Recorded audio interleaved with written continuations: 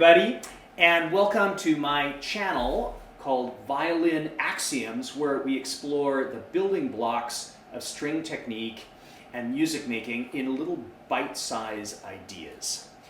To make sure that you get access to as many of these building blocks as possible, don't forget to hit the subscribe button below.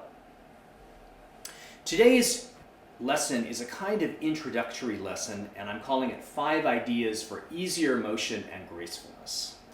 I think that these 5 things will help you move with greater freedom, with greater ease, and with less tension, and with more accuracy as you play.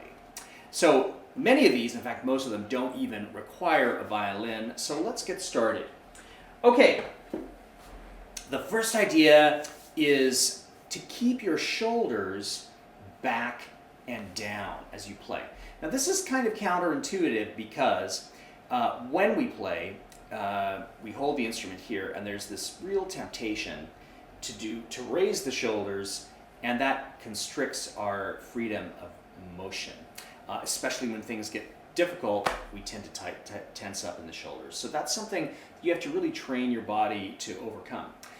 The way I like to think about this is violins, your shoulders should be back and down, but many things they should, in fact most things. And the one place where I think it shows the most is if you're in a swimming pool. So if you're treading water, I'd invite you to just sort of tread water, even stand up with me for a moment. I'm giving you 1 second here to stand up. And just stand, and I'd like you to tread water in your mind's pool, swimming pool. Okay, so let's do this for a moment. As you know, as you can imagine, what we're doing here as we do this is we're pushing the water down, and we're trying to have a wide wingspan, right, in order to do that, and to do it with minimal effort. So I think you can kind of intuitively feel as you do this what it takes to keep yourself above water as you tread water, right? Pull back and forth as much as possible. Now, as you do this, I'd encourage you to just experiment with where you put your joints in order to make this motion as efficient as possible. If you raise your shoulders, for example, you'll probably feel that moving back and forth becomes more difficult and not fun anyway, right? Similarly, if you crane out your neck, you'd also find that this is more difficult. This, worse than ever, right? So keeping the shoulders back and your head back helps. Now even try putting your chin up like this. You'll feel a slightly different thing. Or your chin down, your chin tucked slightly. And look for the sweet spot where this becomes the easiest, okay? And when you found it, flip your left hand over, because this is the same set of motions that you do when you play the violin and the viola, of course. So that ease of motion is accomplished there. As a corollary to this, I'd like to invite you to do this again, and I'd like you to lock your knees and lock your hips, or lock the muscles around your hips. And I'm sure you can feel that this feels terrible, right? That it kind of throws your body off of balance and you're having to deal with all sorts of needless kind of tension. So if your knees and hips float the way your shoulders float, and your head, the ball of your neck and your head floats, this is going to give you the greatest range of motion and the greatest ease as you play. So that's axiom number 1. Keep your shoulders back and down. All right. Axiom number 2 is that almost everything that you do playing violin is in circles of some kind. Your body is moving, even when it's moving in lines, it's moving in circles. So for example, when I reach for any object, again like swimming, I'm not really that much of a swimmer, but these are useful, I guess, analogies, that you can see that all of my joints are moving in little ellipses as circles. So I think it's important to remember that circular motion is always what we're looking for. We want back and forth motions that are part of an ellipse. Sometimes they're going this way, sometimes they're going that way, and the tone will change depending upon whether you have a concave or a convex circle. Okay, there are a lot of different circles that are involved. I'm going to talk about this more in future lessons, but one really important circle to think about, and where it's tempting to think about a line, is in shifting. So we'll explore this more later, but let's just have a look at how a shift works under the hood. So if I take my instrument, and I'm going to make a pretty big shift here, let's say from first position up to about seventh position or so. You all know, those of you who have attempted this know that once you get up to about fourth position, you run into the instrument, which is itself a bunch of circles, right? And you have to figure out how to get around it. Now, the fingerboard might tempt you to move in a line, but in fact what your elbow and arm need to do is to go up in a circle and around in a circle, like this, okay? And let's just look at how that works in a variety of ways. Can you see that I'm moving in a curve as I do this, right? So the motion is actually like that, in a loop, okay? And the gracefulness comes from moving in those loops, okay? So listen to your body and move in loops as you move. That's kind of a default setting and a productive way of discovery. Okay, axiom number 3 is that you should stand strong with flexible hips and knees. I already referred to this with the shoulders back and down idea. And additionally, as we play, we tend to play to the left. All of the activity, you might say, is on the left side of the body. So try to make sure, and don't just try, actually do it, to bring that more to the center. Imagine bringing your instrument in your hands more to the center, and make sure that the weight of your body stays in the center rather than, as it tends to do, especially in the heat of the moment, it tends to move to the left.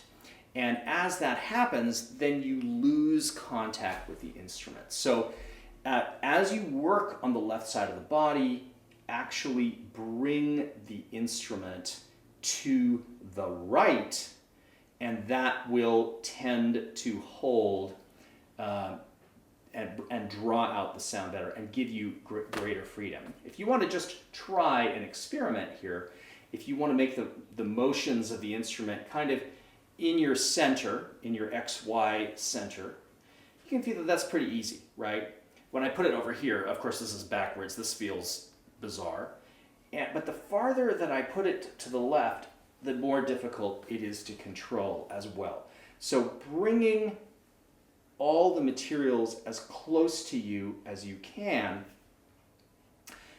brings you greater gracefulness and ease.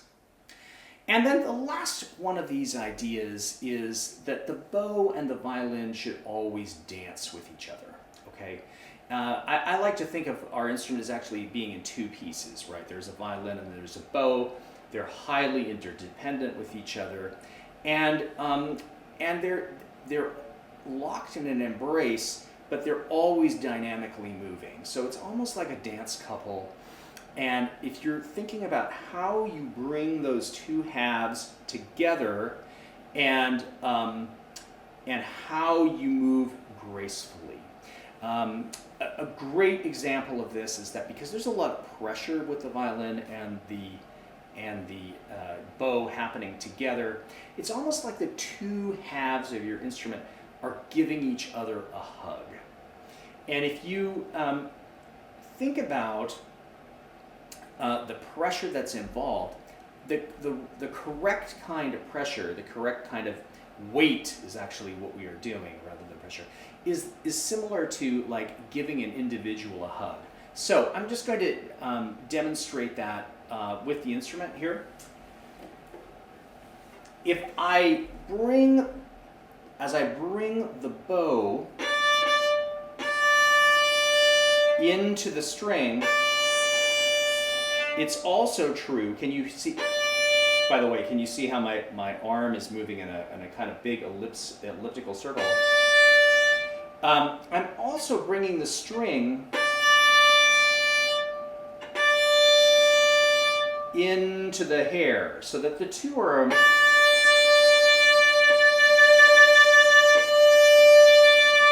kind of in a rich embrace with each other. Okay, so, and it's a great image. It makes the whole process seem a lot more friendly if your instruments are giving each other a hug. Okay, and similarly, when I'm making a shift of any kind,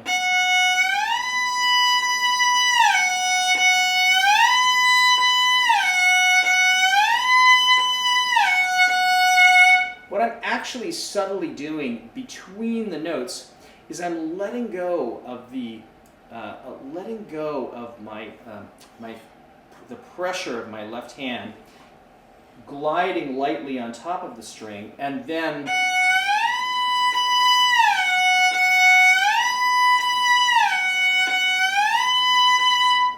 coming to rest in the new position.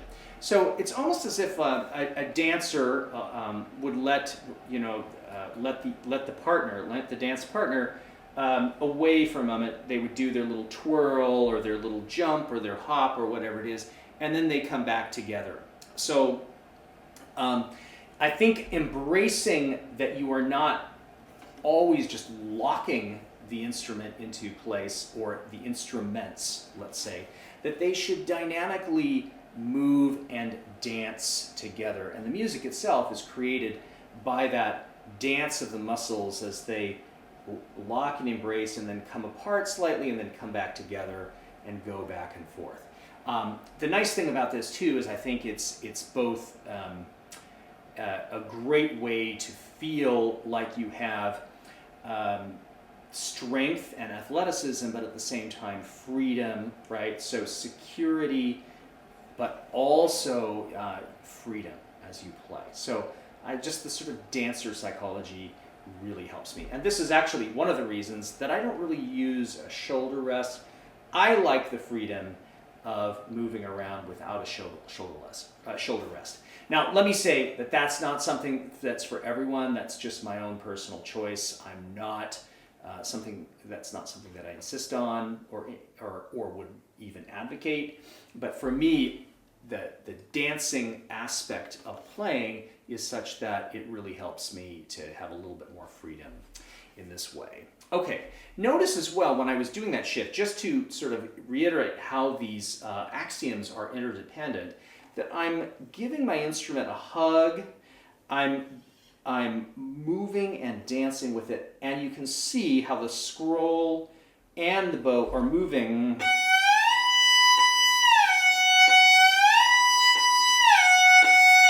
in circles.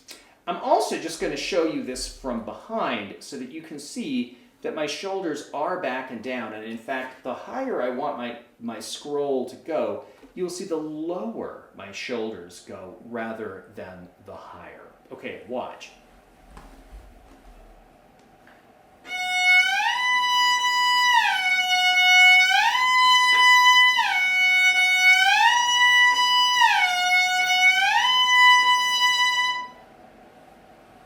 That's a little counterintuitive, but what is actually going on here, of course, is that those circles are creating different shapes, and the higher violin that we're often trying to achieve with a shoulder rest, for example, is actually happening naturally if I remember to keep my shoulders back and down.